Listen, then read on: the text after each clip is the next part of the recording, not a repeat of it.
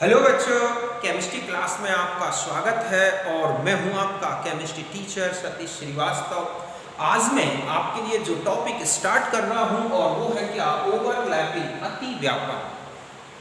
तो फिर स्टार्ट करते हैं हम अपना ये टॉपिक। तो देखो, overlapping means the process of intermixing of electronic clouds of atoms during covalent bond formation. समझे बच्चों कि जब कोवैलेंट बॉन्ड का फॉर्मेशन होता है तो पार्टिसिपेट करने वाले जो एटम्स हैं उनके इलेक्ट्रॉनिक क्लाउड्स की इंटरमिक्सिंग की प्रोसेस ही क्या कहलाती है, ओवरलैपिंग। और यही मैंने लिखा है कि द प्रोसेस ऑफ, ठीक है, the process of intermixing of electronic clouds of atoms during covalent bond formation is called overlapping. सहसंयोजी बंध निर्माण में परमाणुओं के इलेक्ट्रॉन अभ्र का मिलना ही क्या कहलाता है बच्चों, अतिव्यापन। समझ गए ना कि जब सहसंयोजी बंध बनते हैं तो जो एटम्स बॉन्ड बना रहे हैं, पार्टिसिपेट कर रहे हैं, उनके इलेक्ट्रॉनिक क्लाउड्स का एक दूसरे के साथ इंटरमिक्स होना ही क्या है, ओवरलैपिंग। जैसे मान लो ये एक एटॉमिक ऑर्बिटल है, ये एक एटॉमिक ऑर्बिटल है, ये दोनों इंटरमिक्स हो गई, इस तरह से इनके क्लाउड इंटरमिक्स हो रहे हैं, तो ये इस तरह से ये हो गई क्या, ओवरलैपिंग। ओवरलैपिंग में हमेशा कोवैलेंट बॉन्ड्स बनते हैं, चाहे वो सिग्मा बॉन्ड्स बने या पाई बॉन्ड्स। कभी भी आयोनिक बॉन्ड फॉर्मेशन में ओवरलैपिंग नहीं होगी।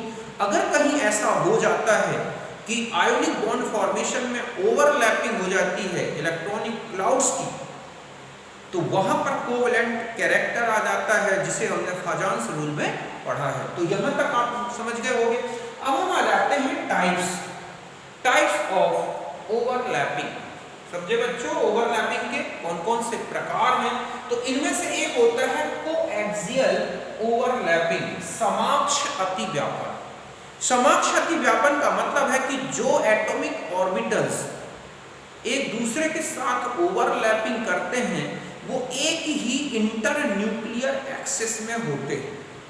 मतलब उनके दोनों के जो न्यूक्लियस हैं वो एक ही एक्सिस में आते हैं। तो इस तरह की जो ओवरलैपिंग होती है उसे बोला जाता है कोएक्सियल ओवरलैपिंग। मतलब यहां लिखा है कि when atomic orbitals of two atoms overlap along the, ठीक है, internuclear axis, then it is called coaxial overlapping. It result in the formation of sigma bond. समझे बच्चों कि जब दो एटम्स जो कि क्या कर रहे हैं, ओवरलैपिंग कर रहे हैं, जिनके क्लाउड्स ओवरलैपिंग कर रहे हैं, उनके न्यूक्लियस एक ही एक्सिस में होंगे। तो इस तरह की ओवरलैपिंग को हम क्या बोलेंगे, कोएक्सियल ओवरलैपिंग। इसमें हमेशा सिग्मा बॉन्ड बनेगा। तो पहले आप यहां तक नोट करें।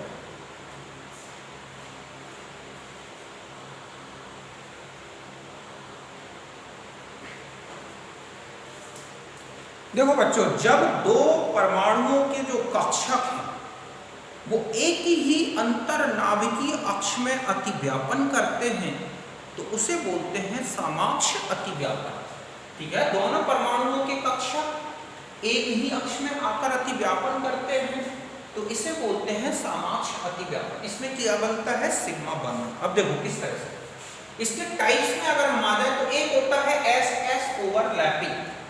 समझे बच्चों, S S overlapping, S S अतिव्यापन। इसमें क्या होगा कि S orbitals of two atoms, समझ गए ना, दोनों जो एटम्स हैं उनके S orbitals are overlap along, ठीक है, internuclear axis and form sigma bond. यही मैंने लिखा, when S orbitals of two atoms are overlap along internuclear axis is called S S overlapping. समझे बच्चों कि दोनों परमाणुओं के एस कक्षक आपस में जब मिलते हैं एक ही अक्ष में तो उसे बोलते हैं एस एस अतिव्यापन। जैसे H2 में आप देख रहे हैं कि ये एक इंटरन्यूक्लियर एक्सिस ली जाए। इंटरन्यूक्लियर एक्सिस का मतलब है कि एक ऐसी एक्स ली जाए जिसमें दोनों एटम्स के न्यूक्लियस आ जाए। मान, ठीक है, जैसे H2 है तो ये है 1s1 और ये है 1s1। मतलब ये क्या है, s ऑर्बिटल। तो ये s ऑर्बिटल, ये s ऑर्बिटल जब ओवरलैपिंग करेंगे तो इस तरह से एक ही इंटरन्यूक्लियर एक्सिस में मिल रहे हैं दोनों ऑर्बिटल्स। तो इस तरह का ओवरलैपिंग ये जो हुई इसे कहेंगे एस ओवरलैपिंग। और दोनों एच जुड़ गए और इस तरह से दोनों एच के बीच में क्या बन गया, सिग्मा बॉन्ड। यहां तक बात समझ में आ गई, पहले आप इसे नोट करें।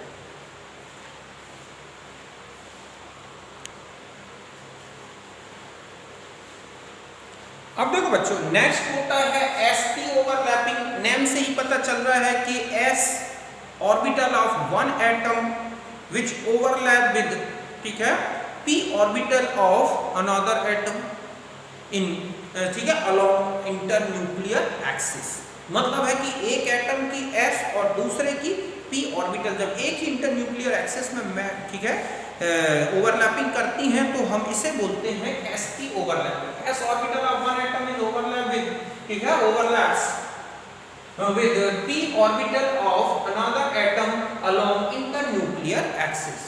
समझे बच्चों, जब एक परमाणु की s कक्षा दूसरे परमाणु के p कक्षा से अतिव्यापन करती है, समाक्ष अतिव्यापन, तो हम उसे बोलते हैं क्या, sp अतिव्यापन। जैसे ये अमोनिया में देखोगे, H2O में देखोगे, HX में अमोनिया के जो p ऑर्बिटल्स हैं उससे हाइड्रोजन आके मिक्स होते हैं। अभी हम एक एग्जांपल देखेंगे पूरा सभी मिक्सिंग का। तो जैसे ये है s, ठीक है, कोई भी s ऑर्बिटल हो गई और ये क्या हो गई, p ऑर्बिटल डबल, ठीक है, इस तरह से डबल शेप होती है p ऑर्बिटल। तो इनके ये क्लाउड इस तरह से मिक्स हो गए, इसे हम बोलेंगे sp ओवरलैपिंग। इसमें भी सिग्मा बॉन्ड ही बनेगा, ठीक है। एक होती है pp ओवरलैपिंग, जब p orbitals of both atoms are, ठीक है, इंटरमिक्स या overlap along the internuclear axis, तो हम उसे बोलेंगे pp ओवरलैपिंग। मतलब दोनों परमाणुओं के p कक्षक मिलेंगे बच्चों। जैसे ये है एक p ऑर्बिटल, px ऑर्बिटल मान लो, ये है px ऑर्बिटल और इस तरह से बन, ये ओवरलैपिंग हो गई, दोनों मिक्स हो गए, तो ये कहलाएगी pp ओवरलैपिंग। ये जैसे O2 में मिलता है N2 में, अभी हम एक डायग्राम से समझेंगे। तो यहां तक बात समझ गए होगे, आप इसे नोट करें।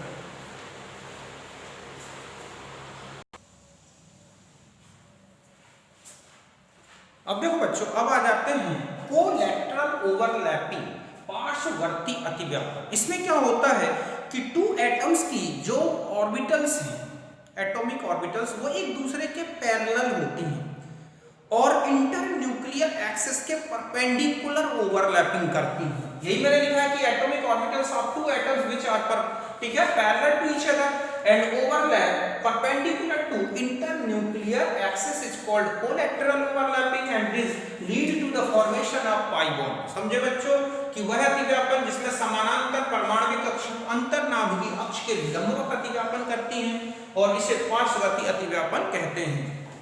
इसमें पाई बॉन्ड बनता है और इसमें ना एक पार्शियल ओवरलैपिंग होती है। इसमें क्या होती है, पार्शियल ओवरलैपिंग, मतलब थोड़ा थोड़ा सा। जैसे यू मिले तो कंप्लीट ओवरलैपिंग, लेकिन अगर ऐसे मिले तो ये पार्शियल ओवरलैपिंग हो गई, थोड़ा सा मिक्स हो रहा है। तो ये p ऑर्बिटल है, समझ गए ना, एक p ऑर्बिटल, ये p ऑर्बिटल है, ये दूसरे के पैरेलल है।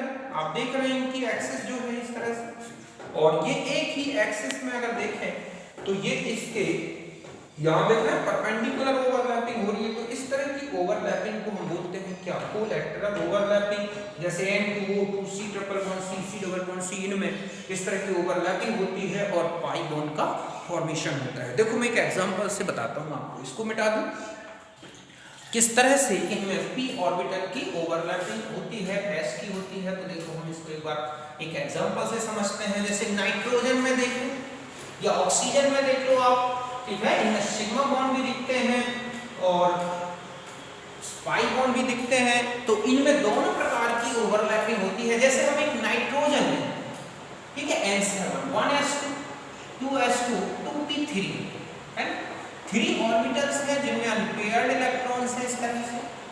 तो हम इस नाइट्रोजन के 3 एक्सिस इस तरह से लेंगे। ये 3 एक्सिस हो गई x, y और z।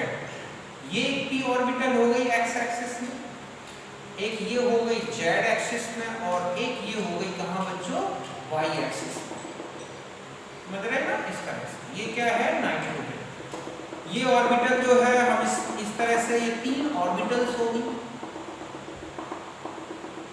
ये है एक नाइट्रोजन और ले आए हम और उसमें भी यही 3 और ऑर्बिटल्स ले लें हम 1 2 3 इस तरह से कुल मिला के ये x ये है z और ये क्या है y है।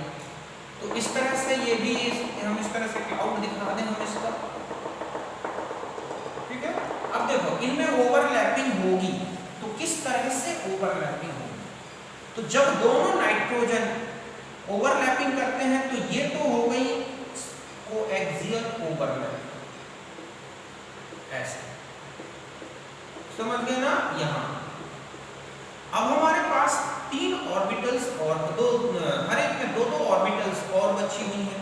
तो ये एक ऑर्बिटल है, एक ऑर्बिटल ये है, ये पैरेलल दिख रही है, इस तरह से ये ओवरलैपिंग करेंगे, समझ गए ना। यहाँ ओवरलैपिंग हो गई। ऐसे ही यहाँ पर बनी हुई है ये ऑर्बिटल्स भी एक दूसरे के पैरेलल है, वो यू है। एक ऑर्बिटल एक एक्सिस ये एक एक्सिस, तो ये ऑर्बिटल उसकी और ये ऑर्बिटल इसकी। तो यहाँ पर ये जो ओवरलैपिंग हुई है, ठीक है, ये वाली, ये भी एक कौन सी ओवरलैपिंग है बच्चों, कोलैटरल ओवरलैपिंग। क्योंकि तो यहाँ पर ये जो ओवरलैपिंग हुई है ये तो हो गई कोएक्सियल, ठीक है, ओवरलैपिंग। और यहाँ क्या बना, सिग्मा बॉन्ड। ये और ये जो दोनों हैं ये कौन सी है, कोलैटरल ओवरलैपिंग।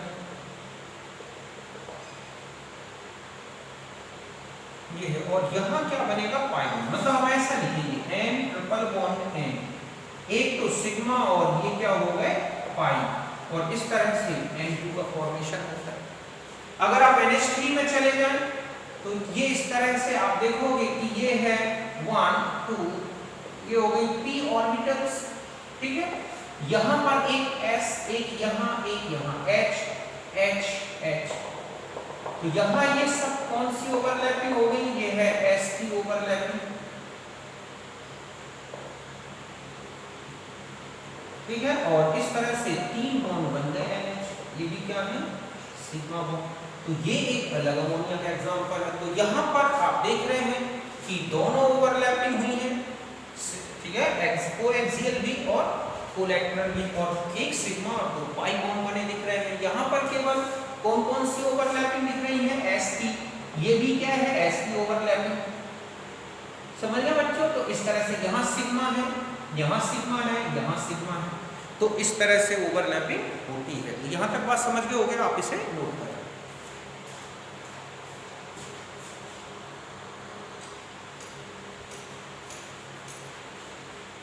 देखो बच्चों, आपसे एक क्वेश्चन आता है, ऑब्जेक्ट कंपटीशन में आ भी चुका है, और ये होता है कि स्ट्रेंथ ऑफ ओवरलैपिंग, अतिव्यापन की शक्ति क्या है, कितने स्ट्रेंथ होगी। तो ध्यान रखें कि जो स्ट्रेंथ ऑफ ओवरलैपिंग है is directly proportional to the directional nature of orbitals, atomic orbitals. आप देखोगे कि जो s ऑर्बिटल है वो न्यूक्लियस के चारों तरफ सिमेट्रिकली डिस्ट्रीब्यूटेड होता है, अर्थात सभी डायरेक्शन में उसका एक सा डिस्ट्रीब्यूशन है, एक ही डायरेक्शन है, समझ लो उसका। जबकि p ऑर्बिटल्स में देखोगे कि वो px, py, pz इन एक्सिस में उनके क्लाउड्स ज्यादा डायरेक्शनली डिस्ट्रीब्यूटेड होते हैं। इसलिए s ऑर्बिटल के रिस्पेक्ट में p ऑर्बिटल्स ज्यादा डायरेक्शनल होते हैं, और यही कारण है कि जहां p का परसेंटेज बढ़ना शुरू होगा वहां पर बॉन्ड स्ट्रेंथ भी बढ़ेगी और ओवरलैपिंग की स्ट्रेंथ भी बढ़ेगी। तो आपको इतना सा ध्यान रखना है कि strength of overlapping is directly proportional to the directional nature of atomic orbitals. अतिव्यापन की शक्ति कक्षकों के दिशात्मक गुण के समानुपाती है। p orbitals are more directional, ठीक है, डायरेक्शनल मतलब px, py, pz। आप देखते हैं px, py, pz इन डायरेक्शन में इलेक्ट्रॉनिक क्लाउड ज्यादा डिस्ट्रीब्यूटेड होता है देन s ऑर्बिटल्स, ठीक है, क्योंकि ये distributed around the nucleus symmetrically distributed होता है। तो ये मल्टी डायरेक्शनल है, जबकि ये यूनि डायरेक्शनल है, ये बहु दिशात्मक इलेक्ट्रॉनिक क्लाउड बटा हुआ है, जबकि इसकी एक ही दिशा है, सभी दिशाओं में एक सा है। तो ऐसे में s और p में अगर हम ओवरलैपिंग कहें तो s ओवरलैपिंग के रिस्पेक्ट में sp ज्यादा, और sp से कहीं ज्यादा स्ट्रॉन्ग ओवरलैपिंग किसमें होगी, pp। और वैसे साइज का भी ध्यान रखें, जितनी बड़ी बड़ी एटॉमिक ऑर्बिटल ओवरलैपिंग करेंगे उनका क्लाउड उतना ज्यादा मिक्स होगा। और ऐसे में जो है आप ऐसा भी लिख सकते हैं कि जो स्ट्रेंथ ऑफ, ठीक है, ओवरलैपिंग, अगर आपको ध्यान भूल जाए तो आपको size of atomic orbital cloud या इलेक्ट्रॉन, ठीक है बच्चों, क्लाउड, ऐसा ध्यान रखना। जितना ज्यादा इलेक्ट्रॉन क्लाउड उतना ज्यादा ओवरलैपिंग। तो पीपी में सबसे ज्यादा इलेक्ट्रॉनिक क्लाउड ओवरलैप हो रहा है, तो इसीलिए स्ट्रेंथ ऑफ ओवरलैपिंग ये है, या बॉन्ड स्ट्रेंथ ऑफ ओवरलैपिंग। और इसका एग्जांपल आप देख सकते हैं कि जो CH बॉन्ड होता है, जब उसकी, ठीक है, अल्फा पोजीशन में डबल बॉन्ड हो तो वो CH क्या कर जाता है, हाइपर कॉन्जुगेशन करता है। लेकिन कभी भी C और C डबल बॉन्ड के साथ CC बॉन्ड जो है वो जो है ओवरलैपिंग नहीं करता। मतलब ये और ऐसा हो तो ये बॉन्ड यहाँ शिफ्ट हो सकता है, लेकिन C और यहाँ है तो ये इधर शिफ्ट नहीं होता। इसका मतलब ये इसके रिस्पेक्ट में उतना ज्यादा क्या नहीं है, स्ट्रेंथ वाला नहीं है, जितनी स्ट्रेंथ वाली ओवरलैपिंग C और C के बीच में होती है। तो यहाँ हाइपर कॉन्जुगेशन पॉसिबल है, यहाँ नहीं है। तो ये बताता है कि ओवरलैपिंग कब ज्यादा स्ट्रेंथ वाली होगी। तो इतना सा ध्यान रखना है। और ये ऑर्डर, और अगर हम पीपी कोलैटरल की ओवरलैपिंग की बात करें तो वो इन तीनों से कम स्ट्रेंथ वाला होगा, क्योंकि उसमें पार्शियल ओवरलैपिंग भी है। तो यहाँ तक बात समझ गए, आप इसे नोट करना।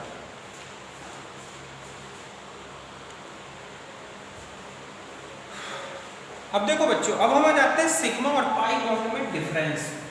तो सबसे पहला है कि जो सिग्मा बॉन्ड है, आप जानते हैं कि formed by the coaxial overlapping of atomic orbital, whereas pi bond formed by the collateral overlapping of atomic orbital. समझ गए ना कि ये कोएक्सियल ओवरलैपिंग से बनता है और ये कोलैटरल से। समझ गए बच्चों, ये समाक्षति व्यापन से बनता है, तो ये पार्श्ववर्ती व्यापन से। इसमें जो है लार्ज ओवरलैपिंग होती है, इसलिए ये स्ट्रॉन्ग बॉन्ड है। मतलब it permits large overlapping, therefore it is strong bond. उच्च व्यापन के कारण प्रबल है। It permits partial overlapping, therefore it is weak bond. ये आंशिक अतिव्यापन होता है, इसलिए दुर्बल बंध है। ये तो अभी आपने ओवरलैपिंग में भी देखा। It determine directional nature of bond, यह बंध की दिशात्मक प्रकृति को दिखाता है। मतलब जिस डायरेक्शन में सिग्मा बॉन्ड बनेंगे वही मॉलिक्यूल का शेप होगा, वही बॉन्ड का डायरेक्शन होगा। एक्स एक्सिस में बन रहा है, वाई एक्सिस में, जेड एक्सिस में, उसी हिसाब से मॉलिक्यूलर स्ट्रक्चर होता है। जबकि ये डायरेक्शनल नेचर को डिटरमाइन नहीं करता, क्योंकि ये हमेशा सिग्मा बॉन्ड के डायरेक्शन में ही बनता है। समझ गए ना? तो समझ गए बच्चों, ये बंध की दिशा को निर्धारित करता है, ये बंध की दिशा को निर्धारित नहीं करता। Sigma bond can exist independently, मतलब ये स्वतंत्र अस्तित्व रखता है। इसके लिए जरूरी नहीं कि इसके साथ पाई बन भी सकता है, नहीं भी, लेकिन ये हमेशा सिग्मा के साथ बनता है। समझे बच्चों कि यह स्वतंत्र अस्तित्व रखता है, यह स्वतंत्र अस्तित्व नहीं रखता। ये सिग्मा बॉन्ड के साथ ही एग्जिस्ट होता है, उसी के साथ बनता है, उसी के डायरेक्शन में। ये बॉन्ड एनर्जी ज्यादा है, 80 किलो कैलोरी पर मोल न्यूनतम है, जबकि इसकी 65 किलो कैलोरी पर मोल मैक्सिमम है। इसका मतलब ये स्ट्रॉन्ग बॉन्ड है और ये वीक है। एक दो डिफरेंस और देखते हैं, पहले आप इन्हें नोट करें।